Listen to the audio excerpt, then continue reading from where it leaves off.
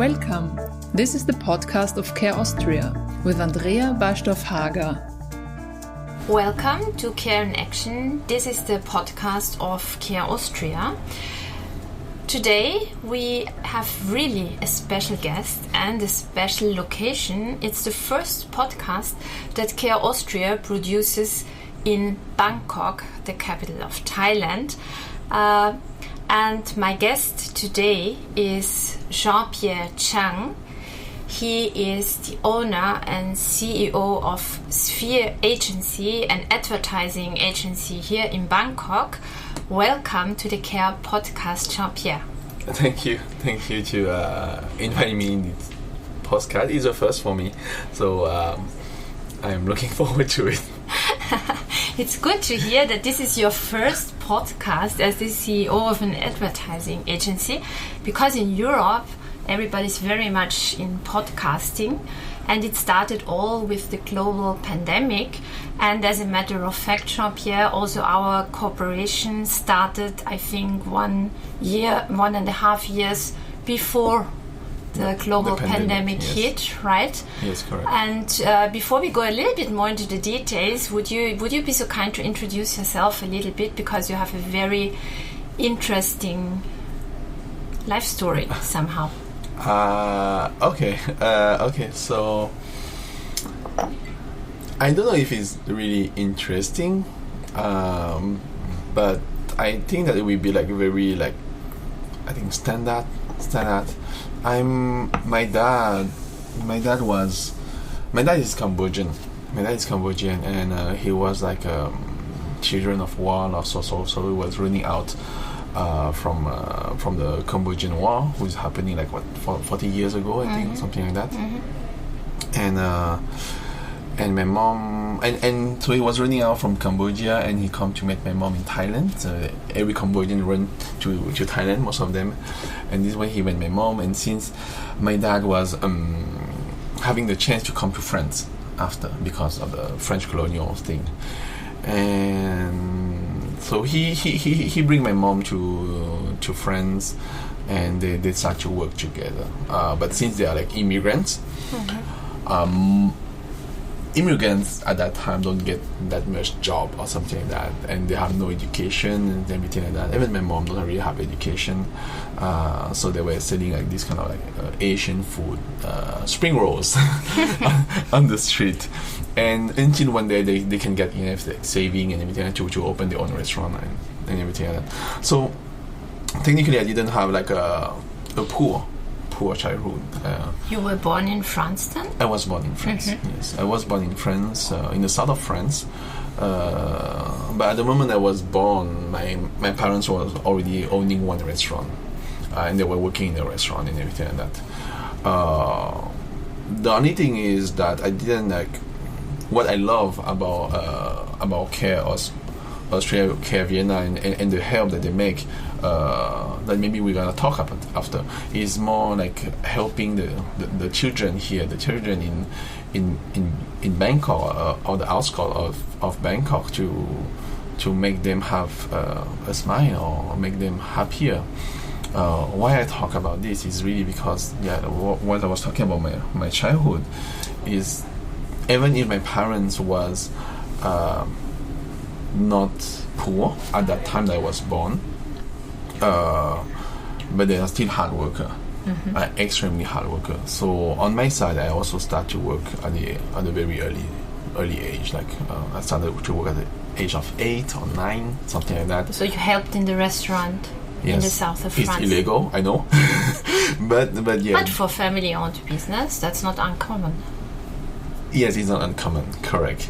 So I was cleaning the dish, washing the dish in the restaurant at the age of 8, 9, and everything like that. So all the weekends, all the nights, and everything like that. After school, this is mostly what I do, restaurant, kitchen. And after, when I get older, I can show my face because it's less illegal. I was in front of the restaurant, a waiter and everything like that. So yeah, I was working most of my childhood. So this is why I'm this kind of birthday party and everything. This is not something I get before. So this is why I really like to see some happy children, something like that. Yeah. Jean-Pierre, it's very kind of you to share your childhood history with us, because it is something that is very typical for the work of CARE. As a matter of fact, when the war hit Cambodia, this is longer even than 40 years ago, we have a very appreciated colleague in Austria, and she fled with her family also from the war in Cambodia, and they came to Austria, the whole family. And she is one of our top senior colleagues today. She grew up in Vienna. And so this is a common story. And CARE is dealing with refugee children all around the world. Yeah? And it really touched me when you told me first time when you visited us in Vienna a little bit about it, because it happens millions of times every year, and as soon as somebody shares with you a personal experience, then it gets real life. And you mentioned it already before, CARE is a global organization, as our listeners know, but CARE Austria has quite a long tradition in working together with CARE Thailand, because here in Thailand, especially in the outskirts of the large cities, and largest city is Bangkok, you have lots of migrant workers coming in from Myanmar, coming in from Cambodia, and also from Laos. They are invited by Thailand, and they do the hard jobs in the fish factories, in food processing, and the so-called construction, the dirty hard work, which many wealthier people would not do themselves. Is that right? That a lot of Thai people will not do themselves. So this is why they ask, they request Burmese people to come here, is because Thai people don't want to do this kind of job. Yeah, but that's quite similar to European countries. Exactly. We have also a lot of Africans, migrant workers, even from the south of Europe, to do these hard jobs. And when CARE Austria started getting engaged here, I had the opportunity to see the living conditions of the children, of these families, because they come all together, the kids and the parents, and normally, as far as I learned it, fathers and mothers have to work the whole day. Their income is to be supposed quite low, I assume. Yes, very low. Very low. And the children, they are at home, locked in when they are very small, or they sell something small in the street, or many of them even get victims of child trafficking and things like that. So this is why CARE Austria decided many years ago to support the so-called Migrant Children Learning Center, which is in Samut Sakhon. Did I say it right, correctly? Which is in the outskirts of Bangkok. And the children there, they find a sort of second home and get some educational training. And Jean-Pierre, you and the Sphere Agency, you decided quite quickly to support us in communicating and talking about this very special project. Why did you do that? Which is a very generous thing to do. Why did they do that? The first thing why I always want to be able to help, especially children. I think that children are really they're children. They never do anything wrong. We can help adults. There's a lot of adults who need some help, right? I'm not here to get that, but there's some adults who have the choice. To sorry to say that, you can cut it if it's too hard. They are choice to be homeless or find a job in any factory or in the supermarket or something. But no, they don't want to find a job in the supermarket because I think it's so low for them. So they prefer to be unemployed or something. And after we have to support them, after we have to help them, because for many years, etc., and they choose this way of life. But children, they don't have choice. This is the thing. Children don't have choice. they were born like this, and in this family they didn't ask for it, and I don't have any issue against the parents. The parents do their best to support their children, but sometimes the best of their parents is not enough, and this is why we have to come and help, because again, children never do anything wrong.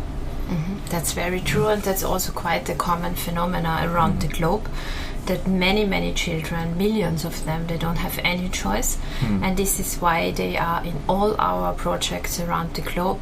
Children, and especially little girls, but also boys, of course, we really pay attention to their needs and try to support them in a sustainable manner and way. So if we think now about Samut Sakhon, this is an outskirt of Bangkok, and the children need education, and the children need our support. Does it have, because we are, as a global organization, we were founded in the US more than 75 years ago, and we were founded to help the Europeans after World War II to survive. And even my grandparents told me long before I joined CARE about the CARE packages. So CARE was founded to help the Europeans. So there is a long tradition in Europe and the US to help this charitable work. Is there such a tradition also existing in Thailand, Jean-pierre? Do you know that? Is helping, supporting in an organized, professional manner, is that something that you would say is typical in an Asian country like Thailand, or No, not so much? not so much. Frankly speaking, it's hard to say that, but Thai people or something that they don't. From what I see, I was born in France, but I was staying in Thailand for only like 7 years or 8 years. And from what I see, since I have the Western culture, and also from my parents, the Asian culture, the Southeast Asian culture, I think that the Western people have a better sense of help people more than what I see here, what I see in Thailand, to tell the truth.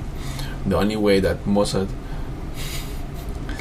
these two things that they help, that the Thai people will help, is bad to say, but the number one is they give a lot of money to the temple. Okay. This they really give a lot. I'm against that. But it's religion. But it's religion. Yeah.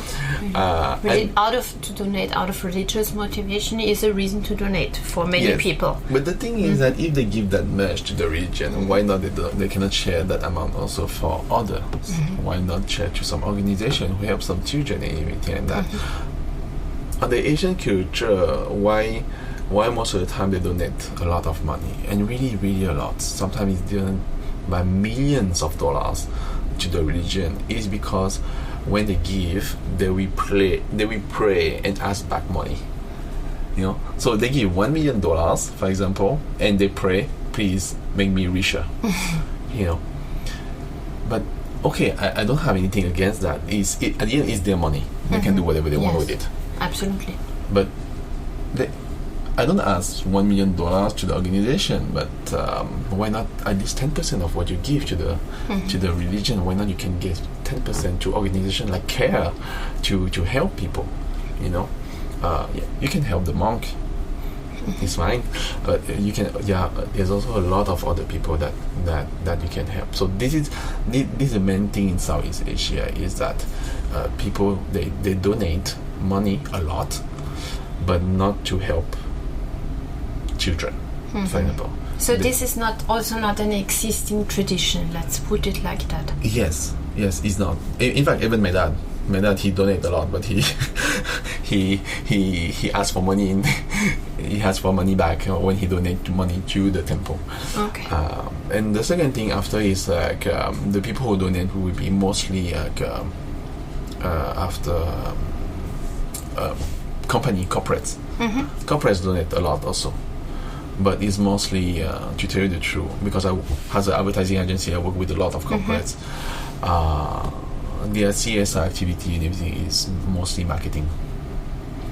Okay, but if it reaches also the people who need it, then it is the so-called win-win situation.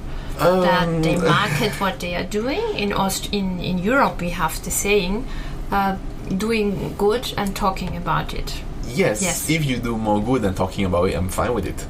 I will get in trouble with my customer, but you can cut it out if you need to. But in a lot of corporate I work with, they donate, for example, let's say they donate $10,000 to the organization, but they put $100,000 in the communication. I see.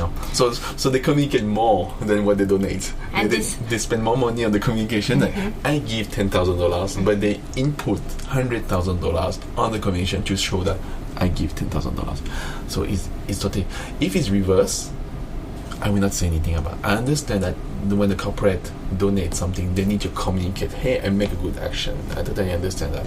But if they reverse the amount, it doesn't make sense at the end. But what you're sharing with us is also stressing the importance of communication that we see nowadays. This has changed radically, I would say. It is changing every 2 years. Yes. Yeah, and it's becoming faster and faster, and communication is getting more and more expensive because you have so many channels that you can communicate through, and we are so spoiled in our approach, what we want to see and what we want to hear, that it is not rocket science that the cost of communication really gets up. So for us as a non-governmental organization, and we are also a global player as CARE with a long-standing tradition, communication issues are key, and we are really dependent on people like you who share with us their knowledge and provide their advice as their donation to our charitable work. Because of course an NGO could not spend hundreds and thousands of dollars or euro on communication and advertising work. At the same time, if you don't have any good advice in advertising and communication as a global organization, then your brand is weak, people don't know you, and you are not very attractive for potential donors. But you tell you the one thing, this is why I work with you. This is why I work with you, because you don't spend $100,000 or $1 million in the communication, and this is something you tell me before. I will not say the name, but I have other organizations that contact me before for me to help them, to work with them and something like that. And they were proposing me huge amount of money, and this is something I don't like about. It's like, your organization, you should spend your money better than this. You should spend your money to help people. I understand that communication is important, like you say, and it's true, it's really important. Is if you don't have communication, people don't know you, people will not donate to you. But you need to keep a percentage of the donation that you receive, and not overspend on the communication. So maybe this is the right time to share with you, and everybody who is interested can have a look at our annual report, which is published on our website. So CARE Austria on average spends 7 to 8% of a donation for administrative plus communication cost. This is only possible because we have supporters like Jean-pierre Chhang and his Sphere agency who give us good advice for free. And this should also encourage other corporates and companies to get in touch with CARE globally and see where are the points of cooperation, where could we join forces really to create impact for those who need it most. And we had the chance to go the second time to visit the children of Samutsakorn yesterday. And maybe you can share some of the impressions that you got about this wild group of children. We saw of about 120, 130 children between 4 and 16 years yesterday. I was my impression is that I was happy. I was really, really happy, and but my impression will be more personal, personal impression, and more because of my past few days of work, who was extremely hectic, and a lot of pressure as an advertising agency. But when I arrive in a learning center, I really, not only myself, I think, but my whole team, my whole production team was extremely happy to see happy children, and I think that this is the most important that we have to offer to the children. Like I said before, children never do anything wrong for me. They can fight, they can even bully, and the children play, but they never make big mistake or something. They cannot, because they are children. But what we have to give to the children is happiness, or at least good moment when they are children. And this is what I see in Sumatakon yesterday. I saw they have hard condition. They have very hard condition. They live in a very small place for sure. Their parents almost never here. Their parents don't work like the 9 to 5 like what office people do. Harsh working conditions. They start to work at 6 in the morning to go back in their small place, in their small room at 10 p.m. or 11 p.m. They sleep only a few hours and they go back like this every day. Most of the time, I'm pretty sure 7 days 7. They don't even have like a resting day. They don't have days off, and they let the children in the middle of the room, like you were saying, but for the children to have a place to be able to learn, but also to escape, to have a friend, to laugh and to dance, like what I saw yesterday is how can I say? It's touching. Yeah, it's touching. Exactly, it's really touching. And it gives us back happiness as well. Yes, it gives us back a lot of happiness, because as an adult, the work that we get a lot of pressure, of course, all of us. But be able to interact and to laugh with children who are happy. And they're happy even with the condition that is much worse than you or me. It's made me think back. The pressure that I got is fine. It's nothing much compared to what they get. Yeah. Plus that they get a better starting level for their later lives, because they get education, they get some options, chances, and they can also develop their creative abilities, which is key. It's not only about reading and learning, it's also about friendship, playing, dancing, and enjoying life, even if the general living condition for the migrant children and migrant families are super harsh, not only in Thailand, in many countries. And like what you say, even what you say, for example, when you're talking about friendship and everything like that, for them to have friends is help them in, I think, a lot in the future. If they have friends, like you stay in the room, you don't meet anyone, you don't see opportunity. But if you have friends and you're outside and you can laugh, you can start to see opportunity. Even when you're children, you can start to see what I want to do, or what I like. Because I don't think that, I'm not sure, I'm not them, but I don't think that when you're in a room or locked in a room, you can think about your future, or you can think about what I like or what I want to do or what I want to be. But if they have the opportunity to see that, or to even just think, I don't know if they have, listen to the music, listen to the music. Listening to the music bring us a lot of idea at the end, and start to make us think about our future, and stimulates our creativity and our self-consciousness of being human and what it means. This was some insight what the work of CARE also can mean, because Jean-Pierre, he was willing to share his impressions. He is a Thai-French entrepreneur. He's living here in Bangkok for many years now. He's leading a very creative agency, and he is supporting CARE.